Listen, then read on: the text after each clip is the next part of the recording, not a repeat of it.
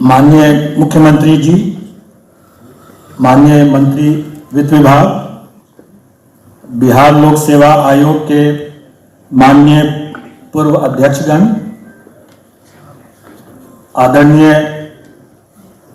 प्रधान सचिव माननीय मुख्यमंत्री जी के श्री दीपक जी, हमारे साथी मुख्य सचिव महोदय, आसाम लोक सेवा आयोग के माननीय अध्यक्ष, कर्नाटका लोक सेवा आयोग के माननीय अध्यक्ष एवं माननीय सदस्य, बीपीएससी के माननीय पूर्व सदस्यगण,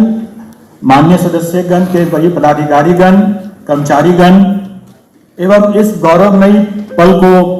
सुशोभित करते उपस्थित मीडिया बंधु, सम्मानित अतिथिगण। बिहार लोक सेवा आयोग के माननीय सदस्य इम्तियाज करीमी जी के साराना अंदाज के बाद मैं कुछ अर्ज करना चाहूंगा। भारत सरकार अधिनियम 1935 के तहत प्रत्येक प्रांत के लिए एक लोक सेवा आयोग की स्थापना का प्रावधान किया गया था और इसके आलोक में वर्ष 1937 में पूरे देश में उस समय 7 प्रांतों में आयोग स्थापना की गई थी, जिसमें असम के प्रांतों के लिए शिलांग में, बंगाल के लिए कलकत्ता में, बॉम्बे और सिंध के लिए बॉम्बे में, मध्य प्रांत बिहार और उड़ीसा के लिए रांची में, मद्रास के लिए मद्रास में, पंजाब और उत्तर पश्चिम के लिए लाहौर में और संयुक्त प्रांत के लिए इलाहाबाद में। इसके लगभग 12 वर्षों के उपरांत आज ही के दिन सन 1949 को मध्य प्रांत, बिहार और उड़ीसा के लिए गठित आयोग से अलग होने के बाद बिहार लोक सेवा आयोग अस्तित्व में आया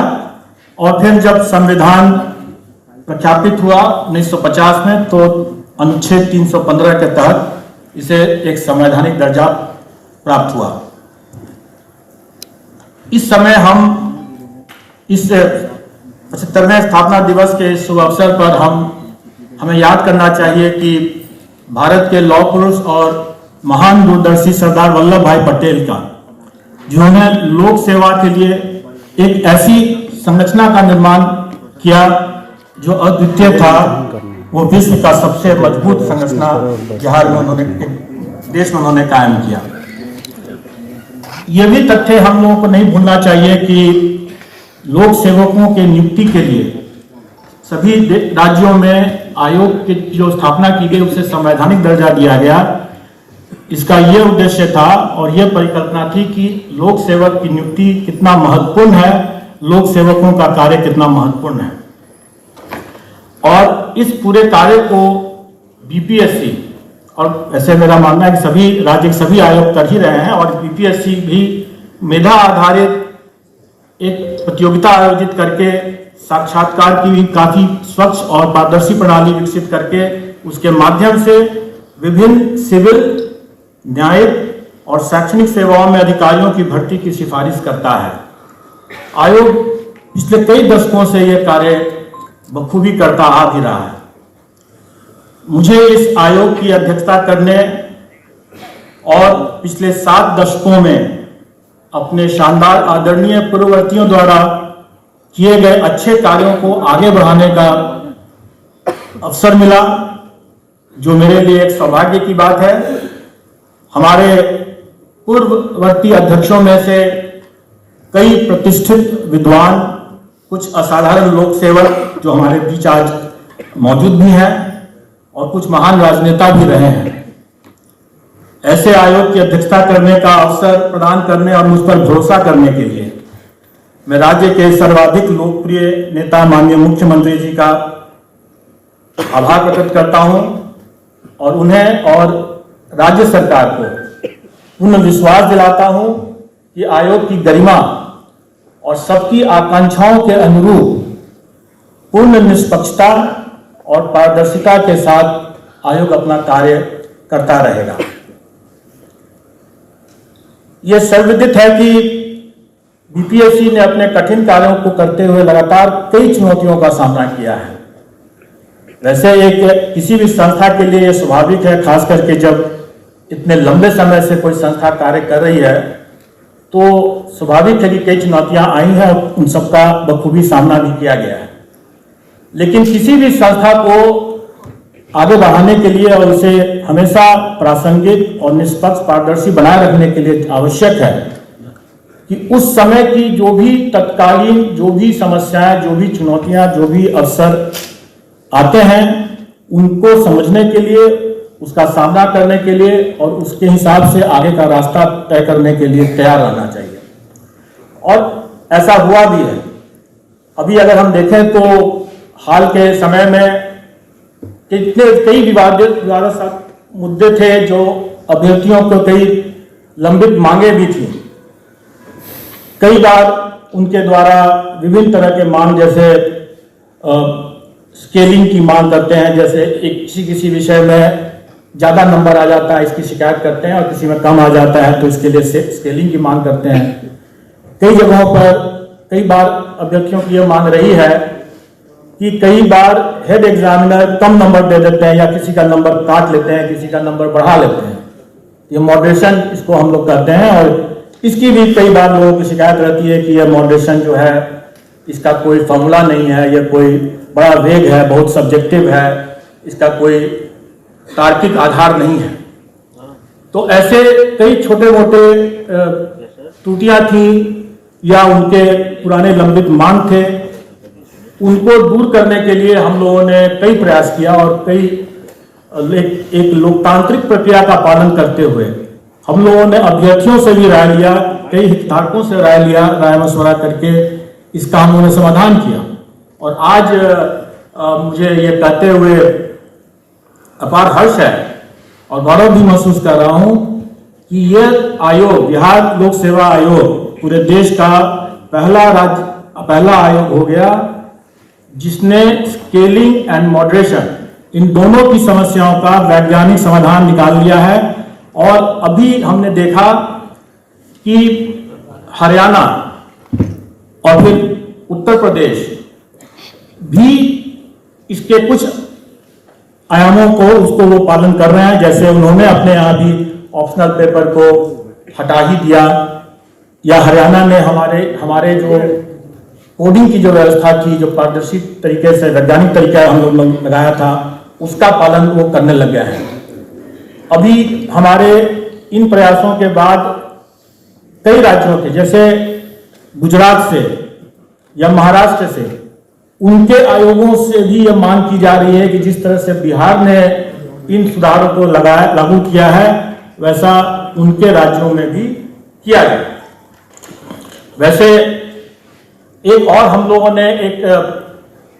जो सुधार की जो प्रक्रिया की और कई नया प्रयोग किए, उसमें एक प्रयोग हम लोगों ने और भी किया है,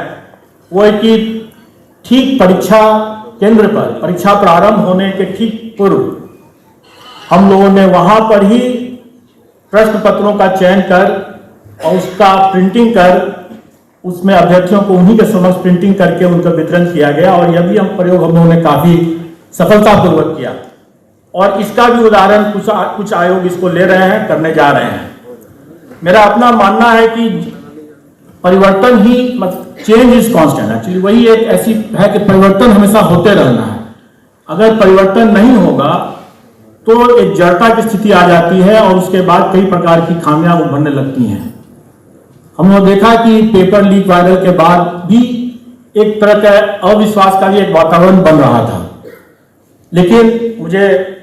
हर्ष है ये कहते हुए कि हम लोगों ने जो भी सुधार की जो प्रक्रिया की, उसके आलोक में न केवल हम लोगों ने उसके बाद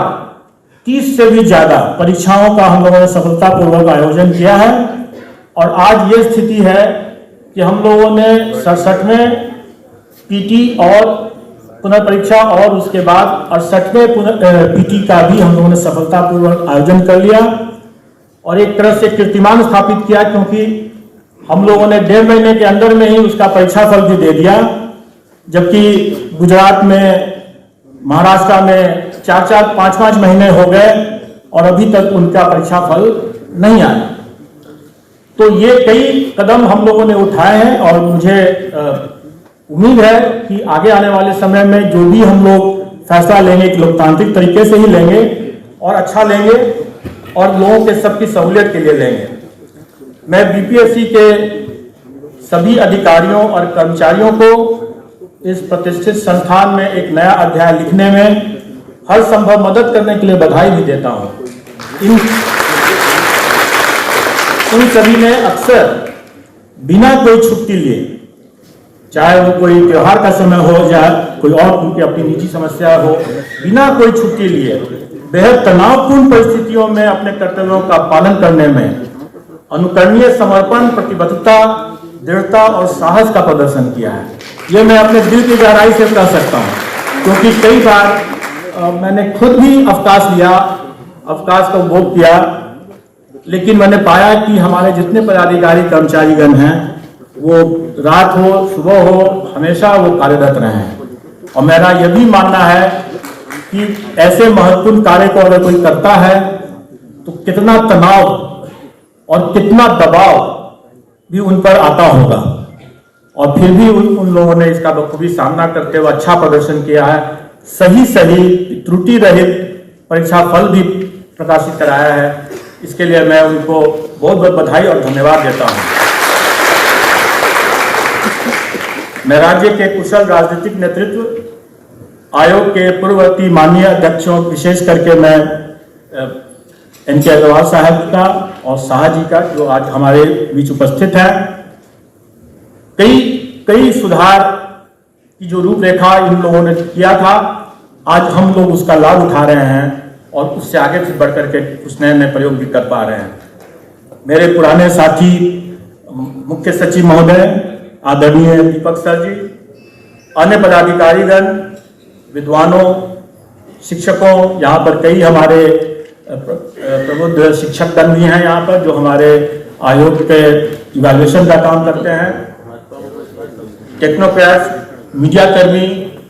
और सबसे बढ़कर छात्रों और अभ्यर्थियों और बिहार के लोगों का बहुत आभारी हूँ, जिन्होंने आयोग के अंदर और बाहर से हमारी हौसला अफजाई की है, हमारी हर संभव मदद की है। कई ऐसे क्षण आए हम लोग के समक्ष जिसमें आंदोलन को भी हम लोगों ने देखा, लेकिन कई ऐसे लोग थे उस आंदोलन में भी जो हम लोगों के पक्ष में और हम लोगों की बातों को समझ रहे थे और हम लोगों को हर संभव मदद भी किए थे। हमें आशा ही नहीं पूर्ण विश्वास है कि इन सब का सहयोग और स्नेह हमें भविष्य में भी इसी तरह मिलता रहेगा और हम हमेशा उनकी आकांक्षाओं और अपेक्षाओं पर खरे उतरेंगे। जय हिंद।